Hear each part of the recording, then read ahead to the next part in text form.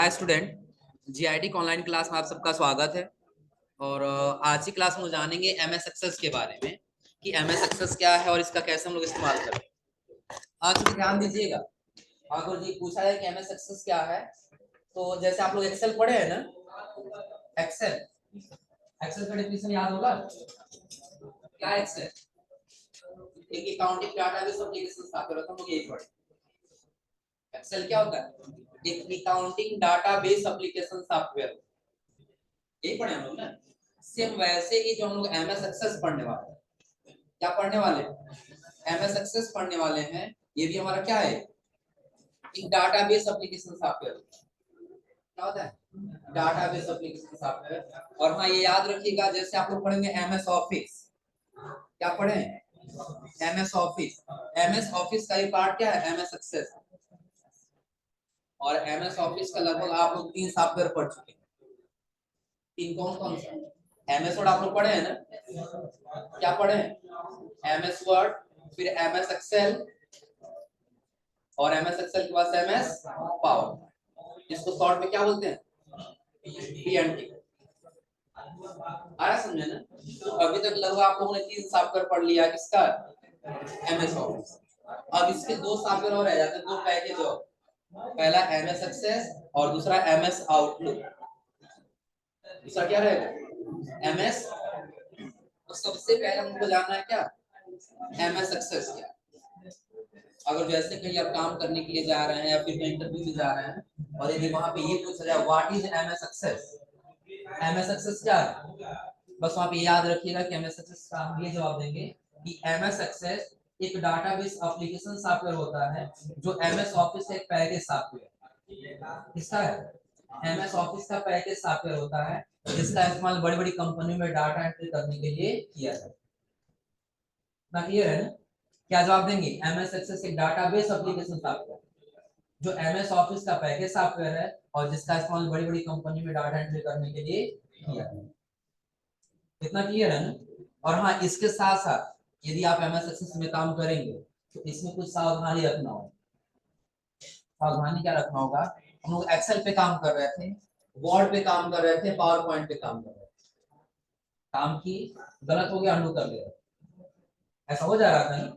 लेकिन जब हम एक्सेस में काम करेंगे तो मैक्सिमम केस ऐसा मिलेगा जहां पे हम अंडू नहीं कर सकते। आया समझे ना? जैसे आप कोई डेटा बना लिए और बनाने के बाद उसको क्या कर दिया? डिलीट कर दिया। क्या कर दिए? अब डिलीट करने के बाद फिर से हम अंडू कर ले, वो डेटा वापस आ जाए, तो कभी ऐसा हो तो वापस आ जाएगा, लेकिन मैक्सिमम केस में ऐसा वो वापस नहीं आया। समझे ना? तो जब भी एक्सेस इस्तेमाल करें तो उसको ध्यानपूर्वक ही काम करें, पहली चीज। दूसरी चीज क्या है? हम लोग एमएस वर्ड पढ़े हो, एक्सेल या पावर, डाटा बनाने के बाद से हम सेव करते हैं, याद है ना? क्या करते हैं? डाटा बनाने के बाद से सेव करते हैं।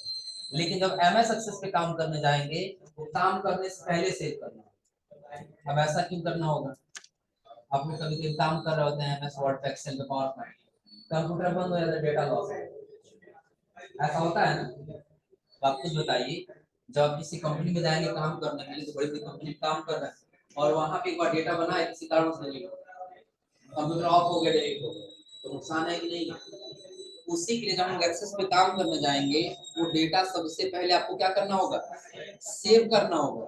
और सेव करने के साथ साथ अगर एक स्टेप से आप दूसरे स्टेप पे जाएंगे तो भी आपको डेटा जब तक सेव नहीं करेंगे तब तक आगे नहीं होगा। एक स्टेप काम किए, फिर नेक्स्ट स्टेप में जाने के लिए पहले डेटा को क्या करना होगा? फिर एक स्टेप काम करिए, फिर नेक्स्ट स्टेप में जाने के लिए। इतना क्लियर है ना? अब देखिए, अब हमको सबसे पहले ये जानना है आखिर एक्सेस को स्टार्ट कैसे करें। जैसे आप लोगों ने एमएस वर्ड को स्टार्ट करने के लिए क्या लिखते थे? क्या लिखते थे? एक्सेल को स्टार्ट करने के लिए एक्सेस। वैसे एमएस एक्सेस को स्टार्ट करने के लिए लिखना होता है क्या? MS Access. क्या लिखना होगा? एमएस। इतना क्लियर है ना? अब देखिए, इसको ओपन करने का कई सारा तरीका। पहला तरीका क्या है? तो सबसे पहले जब आप स्टार्ट मेनू में आएंगे ना और थोड़ा सा स्क्रॉल करके नीचे आएंगे तो आपको एक फोल्डर दिखाई देगा, एमएस ऑफिस दिख रहा है ना? और इस एमएस ऑफिस का वर्जन भी आपको दिखाई दे रहा है, जैसे वर्जन 2013 लिखा हुआ था ना, ये ऑफिस का जो पैकेज है ना उसका वर्जन है। अब यदि आपके कंप्यूटर में 2007 है तो 7 दिखाई देगा, 13 है तो 13 दिखाई देगा, 16 है तो 16, 19 है तो 19, 21 है तो 21, और यदि लेटेस्ट वाला है तो 365 दिखाएगा। इतना क्लियर है ना? देखिए सबसे पहले क्या लिखना होगा, स्टार्ट मेनू में आना होगा, और स्टार्ट मेनू में आने के बाद आपको कहाँ पे आना होगा, MS ऑफिस 2013, और जब नीचे आएंगे तो आपको दिखाई देगा क्या, पहले क्या दिखाई देगा, पहला तरीका यहाँ से एक्सेस ओपन कर, इतना क्लियर है ना? दूसरा तरीका है कि जब आप यहाँ पे आएंगे तो डायरेक्टली लिखेंगे क्या, एक्सेस, क्या लिखेंगे, हाँ बट याद रखिएगा यदि आप विंडो के साथ R बटन प्रेस कर रहे हैं तो सिर्फ एक्सेस लिखने से नहीं आएगा, आपको MS एक्सेस लिखना होगा। क्या लिखना होगा, MS एक्सेस, और ये भी याद रखिएगा बिना किसी स्पेस का, यदि स्पेस देंगे तो वो काम नहीं है, बिना स्पेस का आपको क्या लिखना होगा, MS एक्सेस। इतना क्लियर है ना?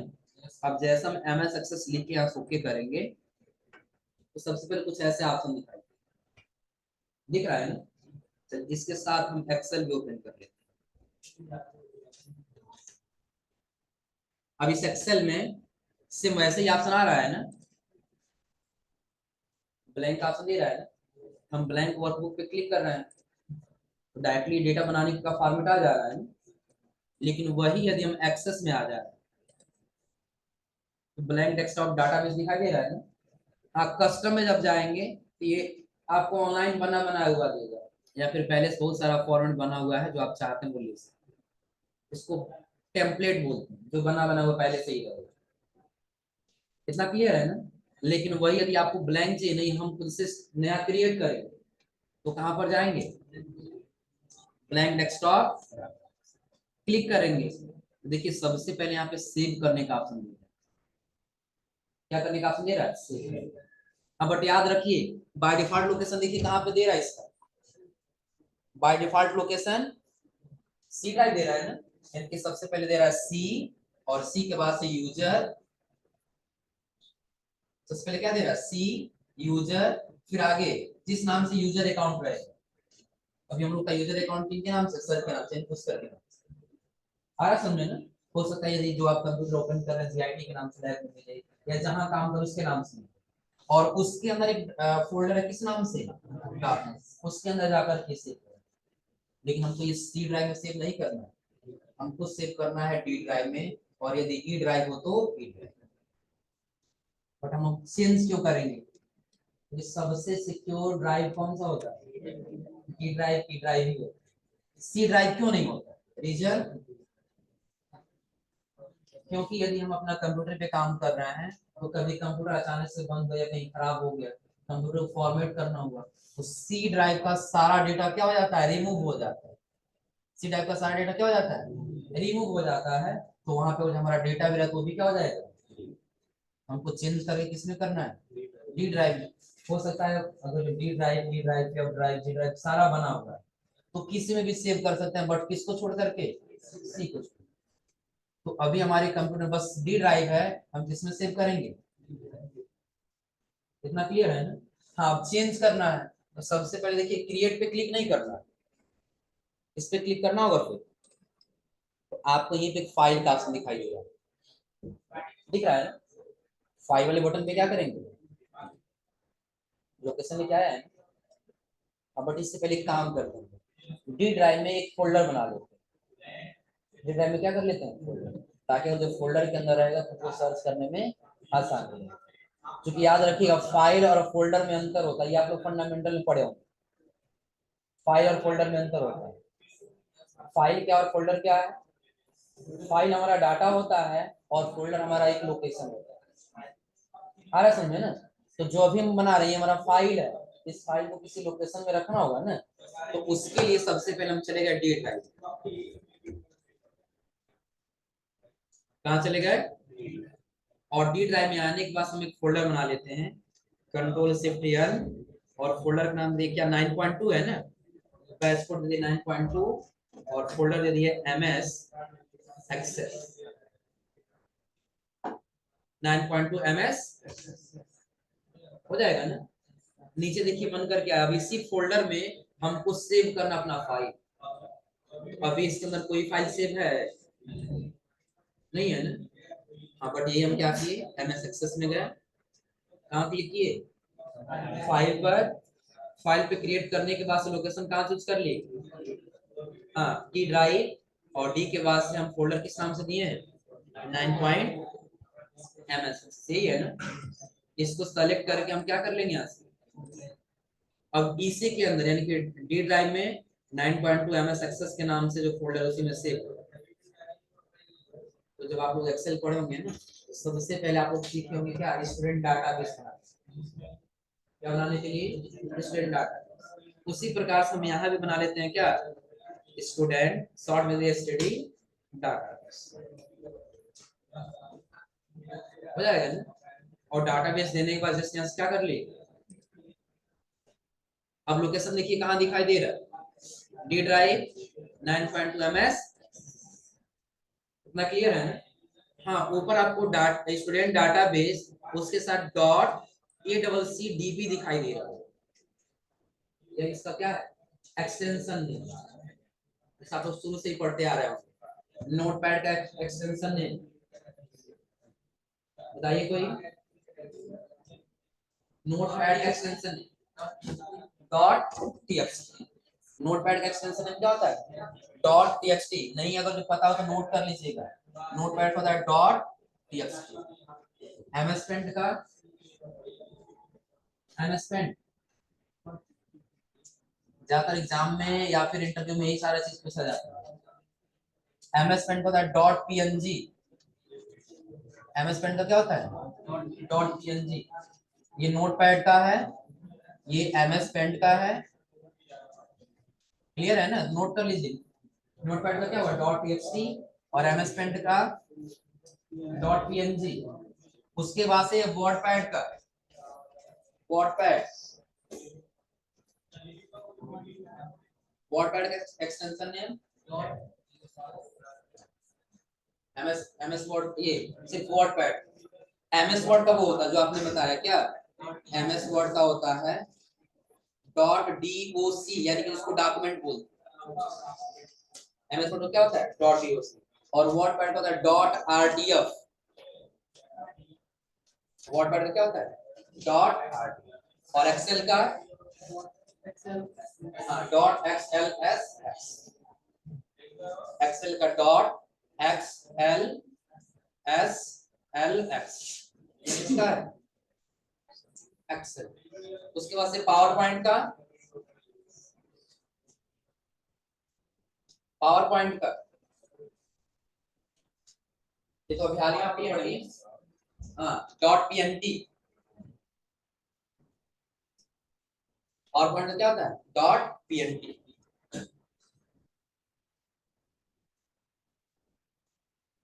नोट कर लिया, अभी तो जितना आप लोग एप्लीकेशन पढ़े सबका एक्सटेंशन है। और जो अभी हम लोग पढ़ रहे हैं एमएस एक्सेस, उसका क्या होगा, A.ACCDB, इसका ये एमएस एक्सेस का।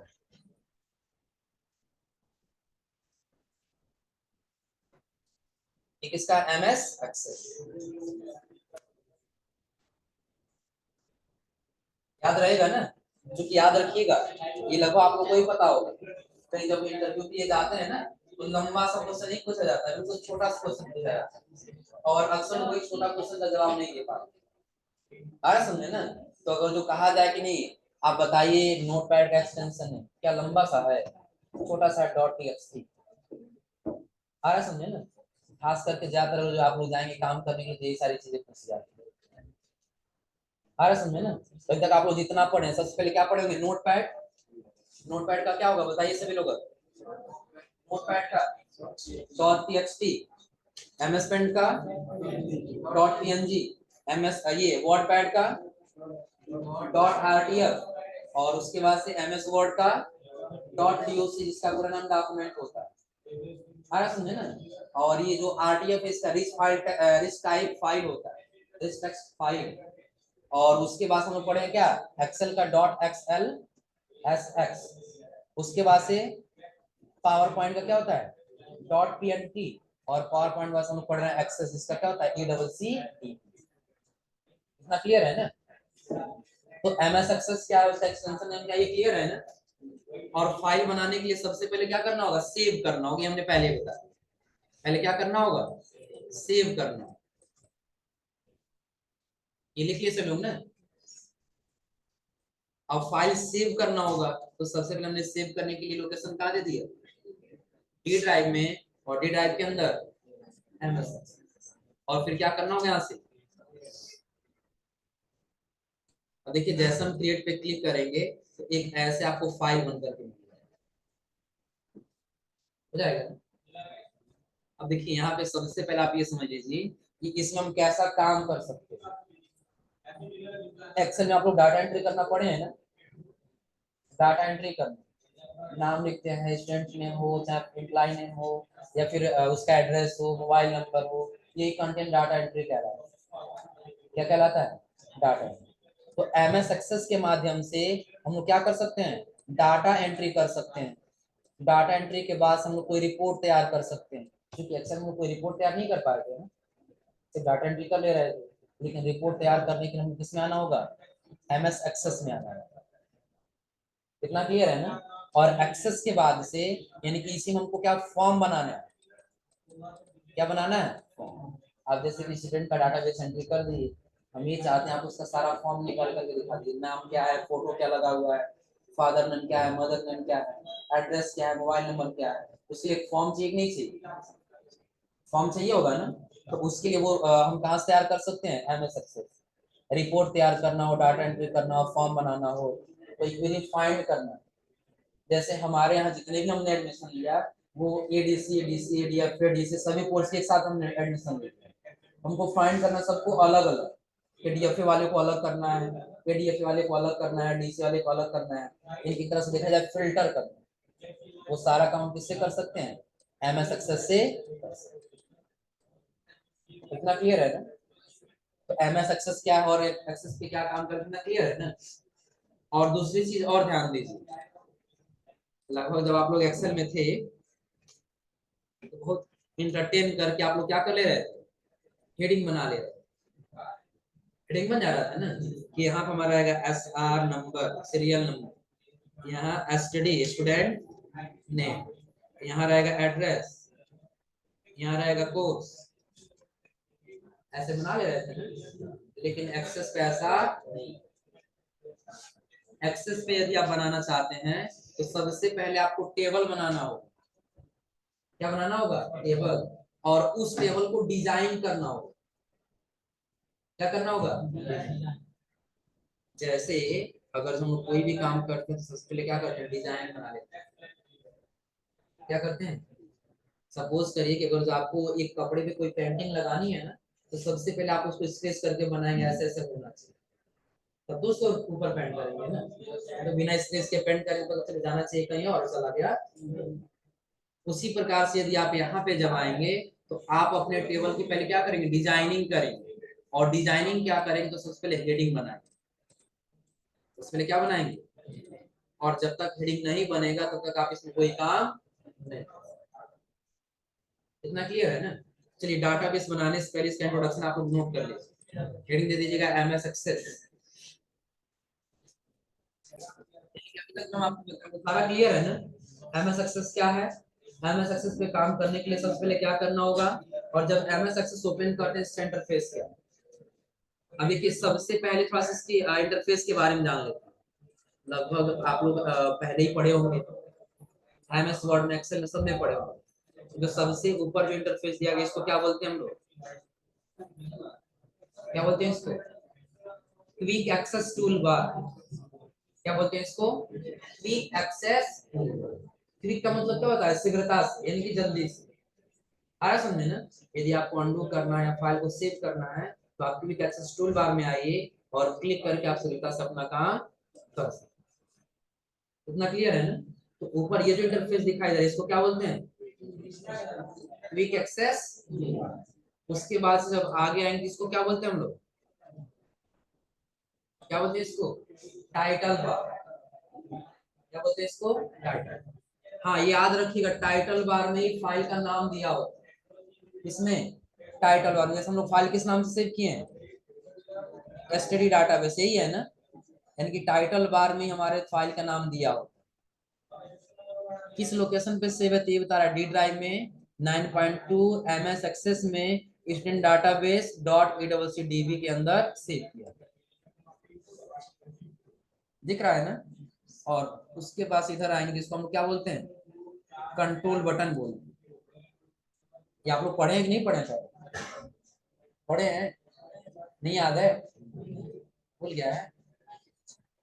एक बार और समझ लीजिए, सबसे पहले हमने बताया ये हमारा क्या होता है, क्विक एक्सेस, इसको क्या बोलते हैं, टाइटल बार, इसको क्या बोलते हैं, कंट्रोल बार, इसको क्या बोलते हैं, मेनू बार या तो टैब, क्या बोलते हैं, मेनू बार या तो टैब, और उसके नीचे रिबन या कमांड, क्या बोलते हैं, रिबन या, और उसके बाद से जब इधर आएंगे, इसको हम लोग बोलते हैं ऑब्जेक्टिव सीट, इसको क्या बोलते हैं, ऑब्जेक्टिव सीट, क्योंकि जो भी हम लोग टेबल बनाएंगे ना वो सारा यहीं पे स्टोर होता हुआ चला जाएगा, आ रहा समझे ना।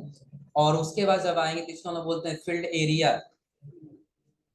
इसको क्या बोलते हैं, फील्ड एरिया, और जब नीचे आए तो इसको हम लोग बोलते हैं क्या, स्टेटस, इसको क्या बोलते हैं, स्टेटस। ना क्लियर है ना, यानी कि जैसा हम एक्सेस ओपन किए तो जो इंटरफेस आया, तो सबसे पहले हम ऊपर वाले को क्या बताएं, क्विक एक्सेस, उसके बाद से टाइटल, टाइटल बार के बाद से कंट्रोल बार, उसके बाद से इसको मेनू बार या तो, उसके जस्ट नीचे रिबन या, उसके जस्ट नीचे इसको हमने क्या बताया, हाँ ऑब्जेक्टिव सीट, क्योंकि सारा सीट क्या होता है, जो भी हम डेटा बनाते हैं यहाँ पे स्टोर होता हुआ चला जाएगा। उसके बाद से इसको हमने क्या बताया, फील्ड एरिया, और फील्ड एरिया जब नीचे आए जिसको हमने क्या बताया, इतना क्लियर है ना। हाँ एक चीज और याद रखिएगा, जब आप लोग एक्सेल में काम किए होंगे ना, तो आप लोग वहां पे सीट बनाए होंगे, क्या बनाए होंगे, सीट। जब पावर पॉइंट पे काम किए होंगे तो स्लाइड बनाए होंगे, जब MS वर्ड पे काम किए होंगे तो पेज बनाए होंगे, आ रहा समझ में ना। ठीक उसी प्रकार से जब हम एक्सेस पे काम करने आएंगे तो सबसे पहले हमको क्या बनाना होगा, टेबल बनाना है, पहले क्या बनाना होगा, अब इस टेबल हमको डिजाइन करना है, क्योंकि पहले हम बताएं, हेडिंग बनाने से पहले टेबल को क्या करना होगा, डिजाइन करना है। तो टेबल 1 नाम से दिख रहा है ना, अब इसी टेबल को डिजाइन करना है, तो उसके लिए या तो आप होम में आ जाइए, या तो फिर आप फील्ड में आ जाइए, दोनों में से कहीं भी आ सकते हैं। कहाँ पे, या तो होम में या तो फिर फील्ड।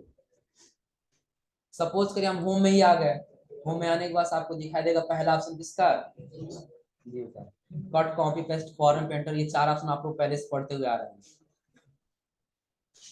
कट का मतलब क्या होता है, काटना, तो ये फोटोज को कट करके छोटा कर देना, वही होता है कट ना। डिफिनेशन बताइए कट कॉपी का,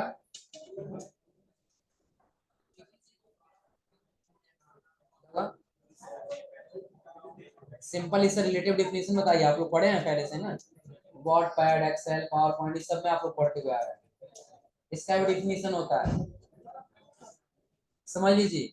कट का मतलब होता है लोकेशन चेंज करना, कट का मतलब क्या होता है, लोकेशन चेंज करना। कॉपी का मतलब होता है प्रतिलिपि तैयार करना, डुप्लीकेट बनाना। पेस्ट का मतलब होता है जगह देना। और फॉर्मेट पेंटर का यूज होता है, फॉर्मेट पेंटर का डेफिनेशन है कि ये सिर्फ फॉर्मेटिंग, अगर हमको कॉपी करना है किसका इस्तेमाल करेंगे, फॉर्मेट। पूछा जाए कट कॉपी पेस्ट, इसका डेफिनेशन दे ले जाएंगे ना। कट क्या है, लोकेशन चेंज करना। लोकेशन क्या है, जैसे हम कोई डेटा यहाँ बनाए हैं, चाहते हैं यहाँ से हटा कहीं और रख सकते हैं, तो कट ही करते हैं हम लोग ना, यानी कि लोकेशन हम चेंज कर दीजिए, कर दिए, यहाँ पहले यहाँ था और कहीं और चला, लोकेशन चेंज हुआ। कॉपी करके पेस्ट करते हैं, तो एक जगह से कॉपी करते दूसरे लेके जाते तो वहां भी रहता है और दूसरी जगह भी रहता है, वो क्या करता है, प्रतिलिपि तैयार करता है, उसका डुप्लीकेट। और पेस्ट का मतलब होता है जगह देना, जहां रखना चाहते हैं वहां क्या कर देते हैं। और फॉर्मेट पेंटर,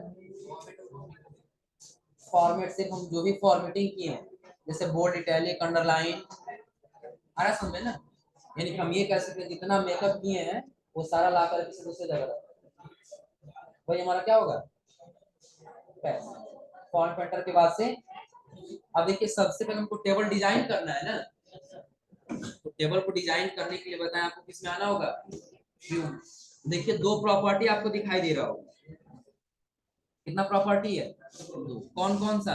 तो सबसे पहले आपको दिखाई दे रहा होगा डाटा सीट व्यू, और दूसरा डाटा सीट व्यू, यानी कि डाटा एंट्री करने के लिए आपको कहां पे आना होगा, डाटा सीट व्यू, डाटा देखने के लिए डाटा सीट। और यदि उस डाटा में आप कुछ चेंजिंग करना चाहते हो, उसकी हेडिंग में हेडिंग बनाना चाहते हैं, तब कहां पे आना होगा, डिजाइन। तब कहां पे आना होगा, डिजाइन। इतना क्लियर है ना। तो ये हम किस फॉर्मेट में हैं, डाटा सीट व्यू में पहले वाले। तो ऐसे इंटरफेस दिखा रहेगा, आईडी नंबर टाइप करिए और यहाँ कुछ टाइप कर दिख रहा है ना, कुछ टाइप कर लीजिए, हो जा रहा है। इसके आगे आपको नेम, स्टूडेंट नेम, ये सब लिखने का ऑप्शन नहीं है ना, हम ये डिजाइन करना है। व्यू में गए और व्यू में आने के बाद से डिजाइन। अब जैसे हम डिजाइन व्यू पे क्लिक किए हैं, तो सबसे पहले पूछा टेबल का नाम बताइए, टेबल 1 ही रहेगा, कुछ और रहेगा, वो स्टूडेंट डाटाबेस बना रहा है ना, तो नाम हटा कर लीजिए क्या, स्टूडेंट डाटाबेस, हो जाएगा ना। फिर यहाँ से क्या कर लिए, तो फील्ड नेम और डाटा टाइप दो चीज पूछ रहा है। पहला क्या है, फील्ड नेम, और दूसरा, तो फील्ड नेम में आपको अपना हेडिंग टाइप करना होगा, यहां से यहां तक हेडिंग क्या टाइप करना होगा।